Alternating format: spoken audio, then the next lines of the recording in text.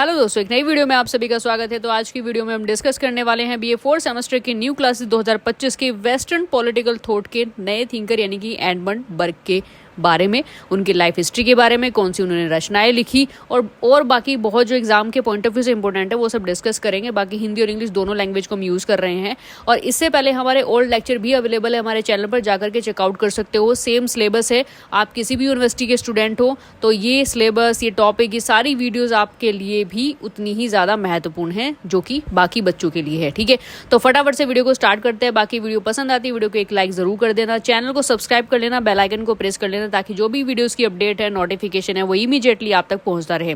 और इसकी जो पीडीएफ है वो हम शेयर करते हैं अपने टेलीग्राम चैनल पर, नीचे वीडियो डिस्क्रिप्शन में उसका लिंक मिल जाएगा, क्लिक करके ज्वाइन कर सकते हैं या सीधे टेलीग्राम ऐप पर जाए और वहां पर सोनम चौहान पॉलिटी के नाम से जैसे आप सर्च करोगे तो हमारा आपको चैनल मिल जाएगा, तो आराम से ज्वाइन कर लेना। सारी पीडीएफ हम वहीं पर शेयर करते हैं।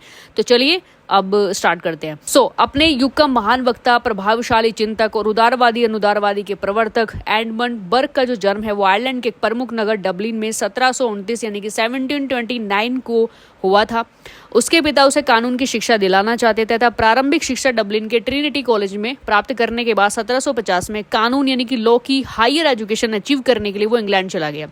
देखो, एक खास बात ये होती है फिलोसफर के अंदर कि उनके जो फादर्स, उनके जो पेरेंट्स हैं वो चाहते कुछ और है लेकिन वो बन कुछ और जाते हैं। ठीक है, सो बेसिकली यहाँ पर भी हम देखने को मिलता है कि यहाँ पर एडमंड बर्ग के जो फादर थे वो चाहते थे कि वो लॉ की, कानून की शिक्षा वो पढ़े। उन्होंने अपनी रुचि निकाली, उनकी रुचि थोड़ी अलग होती थी, उनकी रुचि साहित्यकार बनने की थी। ठीक है, तो उनकी उनकी कानून में कोई भी रुचि नहीं थी, वह एक साहित्यकार बनना चाहता था, अतः उसने कानून की शिक्षा छोड़कर साहित्य का अध्ययन करना स्टार्ट कर दिया। ठीक है, सन 1756 में उसका एक साहित्यिक निबंध the vindication of natural society प्रकाशित हुआ, जहां से ये वर्ल्ड फेमस हुआ, यानी कि धीरे धीरे वेस्टर्न कल्चर में इनको जाना जाने लगा, जिससे वह एक अच्छा निबंधकारक भी माना जाने लगा। और उसके बाद उन्होंने राजनीति और आर्थिक जितने भी इंसिडेंट हैं, यानी कि पॉलिटिकल और इकोनॉमिक से रिलेटेड जितने भी इंसिडेंट, जितने भी घटनाएं हैं, उनका संक्षिप्त विवरण देने के लिए एक शब्दकोश, एक डिक्शनरी या एक न्यूज़ लेटर की हम बात करें, वार्षिक रजिस्टर के नाम से उन्होंने एक प्रकाशन स्टार्ट किया। So Edmund Burke, the great speaker of his era, influential thinker and liberalism, was born in 1729 in Dublin, a major city in Ireland. His father wanted to take him law. Therefore, after receiving early education at Dublin Trinity College, he moved to England in 1750 to get higher education of law, but he was not interested in the law. He wanted to become a literature. Therefore, he left the education of law and started studying literature. In 1756, one of these literary essays, The Vindications of Natural Society, was published, due to which he come to be considered a good essayist. He then established the dictionary Annual Register, वार्षिक register, giving a brief description of political and economic event. 1765 में वह British Lok Sabha का सदस्य भी बना और अपने जीवन काल में, मतलब आगे के जो 30 वर्ष थे, उन्होंने उदार पार्टी के प्रभावशाली संसद सदस्य और एक नेता के रूप में रहे वो। ठीक है, 1797 में यानी कि 1797 में उनका देहांत हो गया। बर्ग एक व्यवहारिक राजनीतिज्ञ था, सिद्धांतवादी, सिद्धांतवेत्ता वो नहीं था, इसलिए उसने अन्य विचारकों की तरह राजनीति शास्त्र पर कोई भी सिद्धांतिक रचना नहीं लिखी। सो इन 1765 is become a member of British of Lok Sabha in house of common, जो ब्रिटेन की लोकसभा है उसको हाउस ऑफ कॉमन बोला जाता है, and remain A member of parliament and leader of the liberal party for the next 30 year in his life. ठीक है, 30 साल तक वो लिबरल पार्टी का सदस्य रहा और एक अच्छे नेता के रूप में बना रहा। He died in 1797। ठीक है, Burke was practical politicians, not the principle. मतलब वो प्रैक्टिकली ज़्यादा वो फोकस करता था चीज़ों को कि हम जो चीज़ देख रहे हैं उस पर ज़्यादा, जो रियलिटी है बेसिकली उस पर ज़्यादा फोकस करेंगे, नॉट ए प्रिंसिपल। तो that is why he do not create any theoretical creation on political science like other ideas. So राजनीतिक दृष्टि से उन्होंने कोई भी ऐसा ग्रंथ नहीं लिखा। हाँ, उसके कुछ भाषण हैं जो काफ़ी फेमस हैं, फ्रांसीसी क्रांति पर एक विचार, रिफ्लेक्शन और रिवोल्यूशन इन फ्रांस, या फ्रांसीसी मामलों पर विचार, राष्ट्रीय सभा के सदस्यों को एक पत्र, letter of member of national assembly, पुराने ह्यूग की नए ह्यूग से एक अपील, an appeal from the old and a new Whig, and हमारे वर्तमान असंतोषों के जो कारण है, causes of our present discontent, American कराधान पर एक भाषण है, speech of American taxation, and America से समझौते के लिए भाषण है, speech of conciliations with America.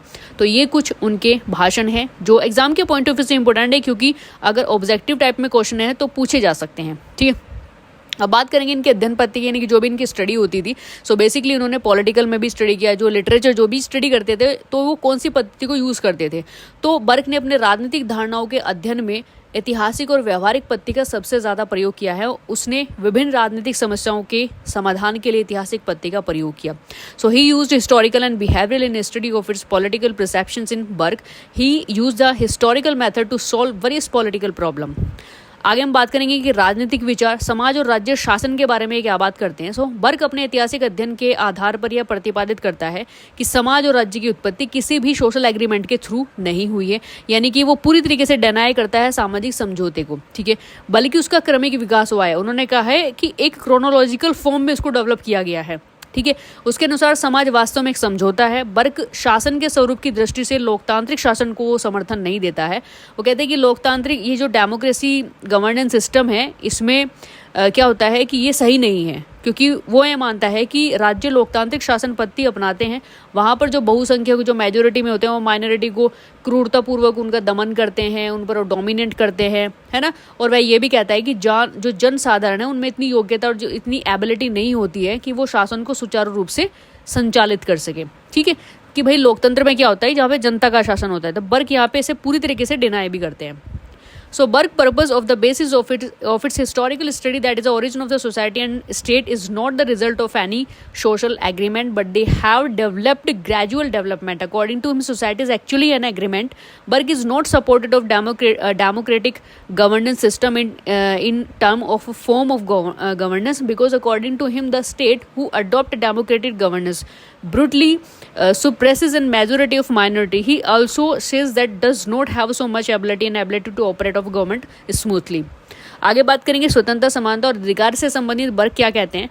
देखो, बर्क के अनुसार स्वतंत्रता एक लाभ की वस्तु है, यानी कि बर्क क्या है कि ऑब्जेक्ट ऑफ प्रॉफिट, अगर फ्रीडम की बात करें तो वो ऑब्जेक्ट ऑफ प्रॉफिट है, किंतु उसका जो उपभोग है, यानी कि उसको कंज्यूम केवल सीमित रूप में ही संभव है, ठीक है। कि but their consumption is possible only in limited form. वह कहता है कि वो असंबंधित और व्यक्तिगत स्वतंत्रता की तुलना में सामाजिक स्वतंत्रता को अधिक महत्व देता है। कि he says that unlikely give more importance to social freedom than individual freedom, ठीक है। कि भाई हम इंडिविजुअल फ्रीडम को इज नॉट इम्पोर्टेंट, बट हाँ social freedom is most important. उसके अनुसार सामाजिक स्वतंत्रता वह स्थिति है जिसमें किसी एक व्यक्ति या समूह की स्वतंत्रता में हस्तक्षेप न करती है, ठीक है।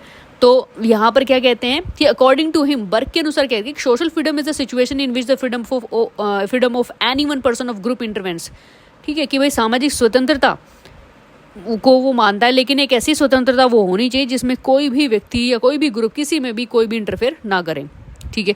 आगे बात करते हैं कि बर्क समानता को लेकर के क्या धारणा करता है। कि समानता की धारणा में वो विश्वास नहीं करता। उसके अनुसार प्रत्येक व्यक्ति समानता के आधार पर स्वतंत्रता का उपभोग करने का अधिकारी नहीं है, यानी कि जरूरी नहीं है कि जो स्वतंत्रता को यूज़ कर रहा है उसके लिए इक्वालिटी ज़रूरी है, इक्वालिटी को यूज़ करने वाले की स्वतंत्रता ज़रूरी है। तो यहाँ पर वो स्वतंत्रता में मतलब जो समानता है उसमें ज़्यादा विश्वास वो नहीं करता है, बल्कि अपनी सामाजिक स्थिति के अनुसार वह स्वतंत्रता का उपभोग करने का अधिकारी है। कि जैसी आपकी सामाजिक स्थिति होगी उसी तरीके से आपको स्वतंत्रता दी जाएगी, तभी आप उसके अधिकारी हो सकते हो। सो अधिकारों के संबंध में क्या कहता है कि बर्क लोक द्वारा प्रतिपादित प्राकृतिक अधिकारों की धारणा की पूरी तरीके से आलोचना करता है, ठीक है। उसका ये मानना है कि व्यक्ति के केवल वही अधिकार मान्य हो सकते हैं जो समाज ने अपने नागरिकों को खुद से दी है।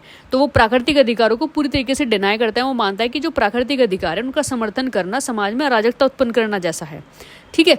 कि भाई जो स्वतंत्रता है वो भी मेरा प्राकृतिक अधिकार है, जीवन जीने का अधिकार, कहीं भी आना चाहिए, हमें नेचुरल राइट्स है, तो हम उसको सपोर्ट नहीं करेंगे, ऐसा बर्क का मानना है।